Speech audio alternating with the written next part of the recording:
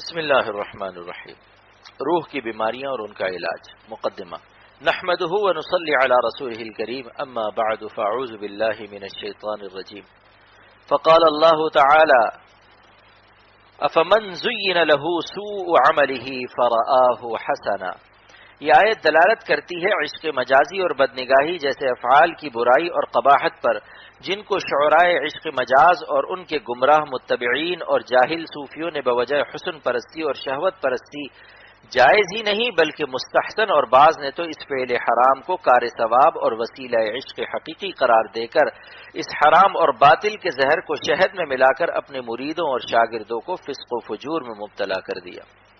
حضرت حکیم الامت مولانا تھانوی رحمۃ اللہ علیہ نے ایک رسالہ تمیز العشق من الفسق کی تحریر فرمایا تھا، جس میں عشق مجازی کے فسق ہونے پر اور روح کے لیے عشق مجازی کا عذاب علیم ہونے پر مضمون مفصل شائع ہوا تھا، لیکن احقر کی نظر سے رسالہ نہیں گزرا۔ البتہ احقر نے حضرت حکیم الامت تھانوی قدس اللہ سرہ کے ان مطبوعہ ارشادات کو خود پڑھا جس کی نقل یہ ہے: غیر محرم عورت یا امرت خوبصورت لڑکے سے کسی قسم کا علاقہ تعلق رکھنا، خواہ اس کو دیکھنا یا اس سے دل خوش کرنے کے لیے ہم کلام ہونا، یہ تنہائی میں اس کے پاس بیٹھنا یا اس کے پسند طبع طبیعت کی پسند کے موافق اس کے خوش کرنے کو اپنی وضع یا کلام کو آراستہ سنوارنا و نرم کرنا، یعنی آواز میں اور تو کسی لچک اور نزاکت اس کے دل کو پھسلانے کے لیے اور مائل کرنے کے لیے پیدا کرنا۔ میں سچ عرض کرتا ہوں کہ اس تعلق سے جو خرابیاں پیدا ہوتی ہیں اور جو مصائب پیش آتے ہیں احاطہ تحریر سے خارج ہیں، یعنی اس قدر زیادہ ہیں کہ ان کا احاطہ مشکل ہے۔ انشاءاللہ تعالی کسی رسالے میں ضمناً اس کو کسی قدر زیادہ لکھنے کا ارادہ ہے۔ انتہا کلامہ۔ اقتباس از جزاء الاعمال۔ احقر مؤلف رسالہ حاضر عرض کرتا ہے کہ سطور بالا پڑھنے کے بعد احقر کے قلب میں عرصے سے یہ تقاضا تھا کہ حضرت اقدس کی یہ تمنا پوری ہو جاوے اور حق تعالی اپنی رحمت سے اس نااہل و ناکارہ کو اس کام کی توفیق نصیب فرمائے۔ الحمدللہ کہ اس رسالے کی تالیف کا داعیہ قلب میں شدت سے محسوس ہو رہا ہے اور توکلا علی اللہ اس کے مسودے کا آغاز کر رہا ہوں۔ حق تعالی اپنی رحمت سے تکمیل فرما کر قبول و نافع فرمائے، آمین۔ ربنا تقبل منا انك انت السميع العليم بحق سید المرسلین علیہ الصلاۃ والتسلیم۔ پہلا باب بدنگاہی و عشق مجازی کی تباہکاریاں اور ان کا روحانی علاج۔ ارشاد باری تعالی: اعوذ باللہ من الشیطان الرجیم، بسم اللہ الرحمن الرحیم۔ ولولا فضل اللہ علیکم ورحمتہ ما زکا منکم من احد ابدا ولکن اللہ یزکی من یشاء واللہ سمیع علیم۔ اور اگر اللہ تعالیٰ کا تم پر فضل و کرم نہ ہوتا تو تم میں سے کوئی کبھی بھی پاک و صاف نہ ہوتا، لیکن اللہ تعالیٰ جس کو چاہتا ہے پاک و صاف کر دیتا ہے۔ فائدہ: اس آیت سے معلوم ہوا کہ اصلاح نفس کی فکر و کوشش کے ساتھ حق تعالیٰ سے اس کا فضل و کرم اور اس کی رحمت کی بھی الحاح و تضرع کے ساتھ درخواست کرتا رہے، تاکہ حق تعالیٰ اپنی رحمت سے ہم کو من یشاء میں داخل فرما لے اور ہماری اصلاح و تزکیہ کا اپنے فضل سے ارادہ فرما لے۔ اور جب حق تعالی ارادہ فرما لیں گے تو ان کے ارادے کو کون توڑ سکتا ہے؟ گر ہزارہ دام باشد بر قدم، گر ہزارہ دام باشد بر قدم، چوں تو بامائی نباشد ہیچ غم، چوں تو بامائی نباشد ہیچ غم۔ مولانا رومی رحمۃ اللہ علیہ عرض کرتے ہیں خدا اگر ہمارے قدموں پر ہزاروں نفسانی اور شیطانی مکر و فریب کے جال ہوں، لیکن آپ کی عنایت اور مدد کے ہوتے ہوئے ہمیں کچھ بھی غم اور اندیشہ نہیں۔ احقر مؤلف عرض کرتا ہے کہ میرے محسن شیخ حضرت مولانا شاہ ابرار الحق صاحب دامت الطافہم نے احقر کو ایک عریضے کے جواب میں ازراہ کرم یہ ارقام فرمایا کہ حق تعالی آپ کو نفس و شیطان کے مکر و فریب سے مامون فرمائے اور آپ کو نفس و شیطان کے مکر و فریب کے توڑنے میں کمال عطا فرمائے، آمین۔ حضرت اقدس کی ان دعائیہ کلمات کو پڑھ کر جس قدر احقر کو مسرت ہوئی وہ بیان سے باہر ہے۔ حق تعالی اپنی رحمت سے اس ناکارہ کے لیے حضرت اقدس کی جملہ دعاؤں کو قبول فرماوے، آمین۔ دراصل یہ دعا اس قدر جامع دعا ہے جو ہر سالک کے لیے ابتدا تا انتہا اشد ضروری ہے۔ نمبر 2، قل للمؤمنین یغضوا من ابصارهم ویحفظوا فروجهم۔ حق تعالی ارشاد فرماتے ہیں کہ آپ صلی اللہ علیہ وسلم مسلمان مردوں سے کہہ دیجئے کہ اپنی نگاہیں نیچی رکھیں اور اپنی شرمگاہوں کی حفاظت رکھیں اور مسلمان عورتوں سے کہہ دیجئے کہ اپنی نگاہیں نیچی رکھیں اور اپنی شرمگاہوں کی حفاظت کریں۔ فائدہ، حق تعالیٰ نے اس آیت میں آنکھوں کی حفاظت اور شرمگاہ کی حفاظت کو ساتھ ساتھ بیان فرما کر یہ سبق بھی دے دیا کہ شرمگاہ کی حفاظت آنکھوں کی حفاظت پر موقوف ہے۔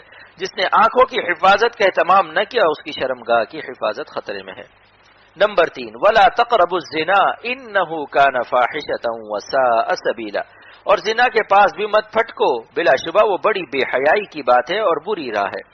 فائدہ، حق تعالیٰ نے اس آیت میں زنا کے قریب جانے کو بھی حرام فرما کر یہ سبق دے دیا کہ جو اسباب زنا سے قریب کرنے والے ہیں ان سے بھی بچو کہ مقدمہ حرام کا حرام ہوتا ہے۔ اور انسان کی فطرت بھی یہی ہے کہ زنا کا فعل ہمیشہ انہی مواقع میں ہوتا ہے جہاں اجنبی مرد کسی اجنبی عورت سے اختلاط مجالست اور ہم کلامی کرتا ہے، پھر نفس سے مقابلہ دشوار ہو جاتا ہے۔ پس حق تعالی نے ولا تقربوا فرما کر تقوی کی راہ کو ہم پر آسان فرما دیا۔ نمبر 4، وَلُوطًا إِذْ قَالَ لِقَوْمِهِ أَتَأْتُونَ الْفَاحِشَةَ مَا سَبَقَكُمْ بِهَا مِنْ أَحَدٍ مِنَ الْعَالَمِينَ إِنَّكُمْ لَتَأْتُونَ الرِّجَالَ شَهْوَةً مِنْ دُونِ النِّسَاءِ بَلْ أَنْتُمْ قَوْمٌ مُسْرِفُونَ۔ اور ہم نے لوط علیہ السلام کو بھیجا جبکہ انہوں نے اپنی قوم سے فرمایا کہ تم ایسا فحش کام کرتے ہو جس کو تم سے پہلے کسی نے دنیا جہاں والوں میں سے نہیں کیا۔ تم مردوں کے ساتھ شہوت رانی کرتے ہو عورتوں کو چھوڑ کر، بلکہ تم حد ہی سے گزر گئے ہو۔ فائدہ، ان آیات سے حق تعالیٰ نے لڑکوں کے ساتھ بدفعلی کو حرام فرمایا اور دوسرے مقامات پر ان کی سزا کا تذکرہ بھی کیا کہ اس بستی کو حضرت جبرائیل علیہ السلام نے تحت الثری سے اکھاڑ کر اور آسمان تک لے گئے، پھر وہاں سے اس طرح گرایا کہ بالائی سطح زمین کے نیچے ہو گئی اور نچلا حصہ اوپر ہو گیا، اور پھر پتھروں کی بارش ہوئی اور ان پتھروں پر خدا کی طرف سے خاص مہر لگی تھی جس سے وہ دنیا کے پتھروں سے الگ پہچانے جاتے تھے، اور جس کنکری پر جس مجرم کا نام لکھا تھا وہ کنکری اس مجرم کا تعاقب کرتی تھی۔ بس پہلے بستی کو الٹ دیا گیا، پھر پتھراؤ کیا گیا۔ حضرت مرشدی پھول پوری رحمت اللہ علیہ نے فرمایا تھا کہ چونکہ یہ عمل الٹا کرتے تھے یعنی غیر فطری عمل، پس اسی مناسبت سے ان کی بستی الٹ دی گئی۔ حضرت لوط علیہ السلام نے بہت سمجھایا مگر یہ ماننے کے بجائے اپنے نبی کو ایذا دینے لگے، بالآخر یہ 6 لاکھ آدمی ایک دم میں ہلاک کر دیے گئے۔ اس فعل کے مرتکبین کو سورہ زاریات پارہ 27 میں مجرمین فرمایا گیا۔ جب عذاب کے فرشتوں سے حضرت ابراہیم علیہ السلام نے دریافت کیا، اے فرشتوں تم کو بڑی مہم کیا درپیش ہے؟ تو فرشتوں نے جواب دیا، انا ارسلنا الی قوم مجرمین، ہم ایک مجرم قوم یعنی لوط علیہ السلام کی قوم کی طرف بھیجے گئے ہیں، ہم ان پر سنگباری کر کے ان کو تہس نہس کرنے پر متعین ہوئے ہیں۔ جو مجرم جس پتھر سے ہلاک ہونے والا ہے اس پر اس کا نام بھی لکھا ہے۔ الغز رب شدید العقاب نے ان کی سخت ناشائستہ حرکت کو جو دنگ انسانیت تھی کی پاداش میں ان پر پتھر برسائے جس سے وہ ہلاک ہو گئے، اور قوم لوط کی بستی تہ و بالا کر دی گئی۔ اور وَتَرَكْنَا فِيهَا آیَةً، اور ہم نے اس واقعے میں ہمیشہ کے واسطے لوگوں کے لیے ایک عبرت رہنے دی۔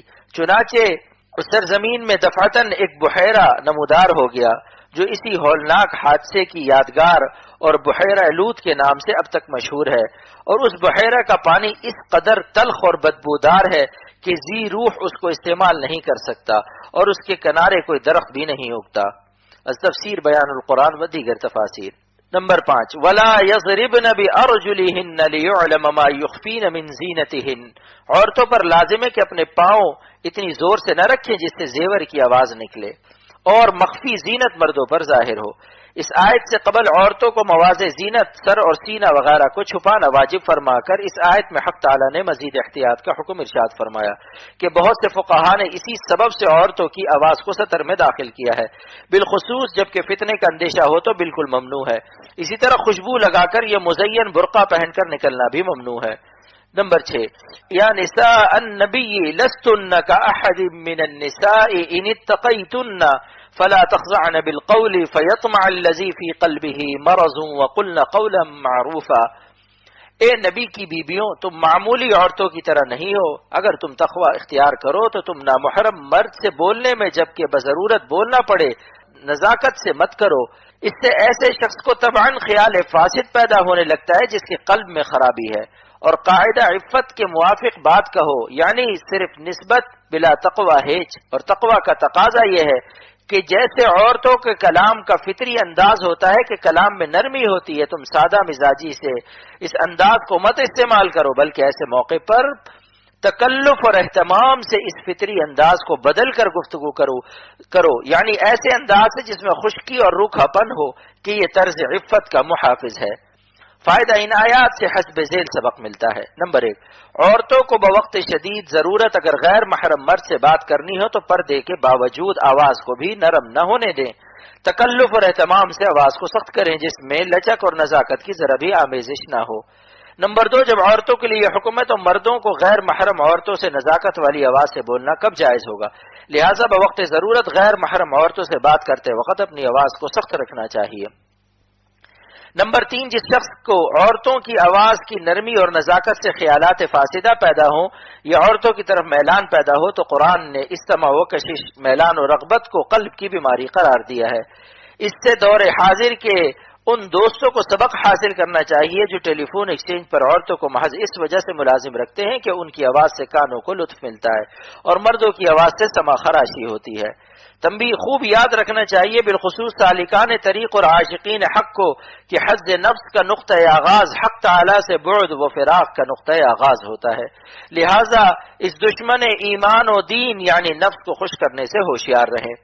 حضرت حکیم الامت مولانا تھانوی رحمۃ اللہ علیہ نے فرمایا کہ جس مرد سے اگرچہ وہ امرد یعنی لڑکا نہ ہو، گفتگو میں اس کی آواز اور اس کے نقشہ اور چہرہ اور آنکھوں سے نفس کو لطف ملنا شروع ہو، فوراً اس سے ہٹ جاوے، انتہا کلام ہو، کیونکہ بعض حسین لڑکے داڑھی مونچھ کے کچھ نکلنے تک بھی اپنے اندر حسن کا اثر رکھتے ہیں اور عشق مجاز کے بیماروں کو بیمار کرتے ہیں۔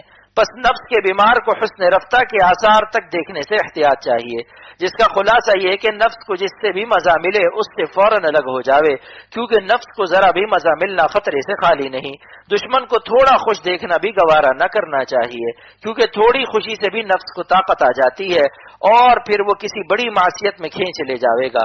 جس طرح غیر محسوس ہلکی حرارت زیادہ خطرناک ہوتی ہے کہ آدمی اس کے علاج سے غافل رہتا ہے، اسی طرح جس شخص کی طرف نفس کا ہلکا سا میلان ہو اس کی صحبت بھی نہایت خطرناک ہوتی ہے، کیونکہ شدید میلان اور شدید رغبت والی صورتوں سے تو سالک بھاگتا ہے، مگر یہاں ہلکے میلان کے سبب اسے احتیاط کی توفیق نہیں ہوتی۔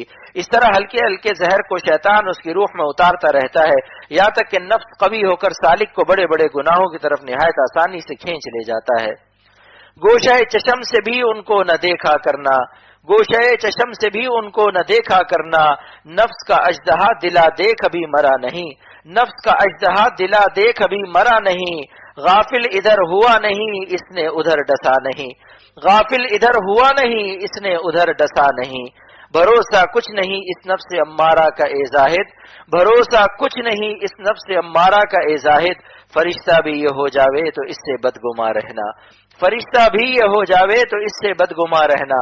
یاد رکھنا چاہیے حظ نفس کا نقطہ آغاز بعد عن الحق کا نقطہ آغاز ہوتا ہے، یعنی نفس کا کسی گناہ سے ابتدائی مرحلے میں اگر 1 سے بھی کم ہو، لطف لینا حق تعالی سے کسی درجے میں دوری کا سبب ہوتا ہے۔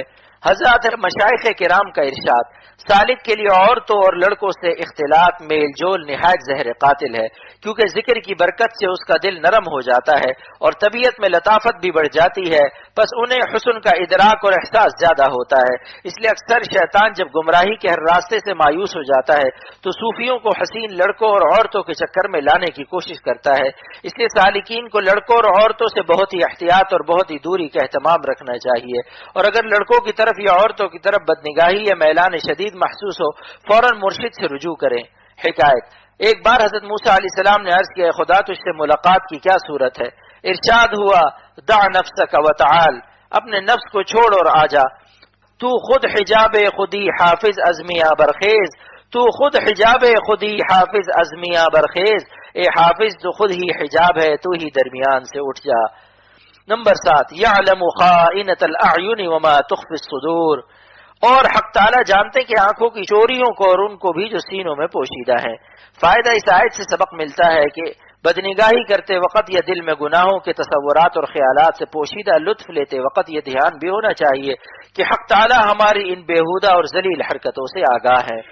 چوریاں آنکھوں کی اور سینوں کے راز، چوریاں آنکھوں کی اور سینوں کے راز، جانتا ہے سب کو تو اے بے نیاز، جانتا ہے سب کو تو اے بے نیاز۔ اس استحضار اور دھیان سے ندامت و شرمندگی ہوگی اور فوراً توبہ و استغفار کی توفیق ہوگی۔ پس یہ آیت دراصل خیانت عین اور خیانت صدر، آنکھ اور سینے کی خیانت سے حفاظت کا اکثیر نسخہ ہے، مگر نسخہ جب ہی مفید ہوتا ہے جب اس کا استعمال بھی ہو۔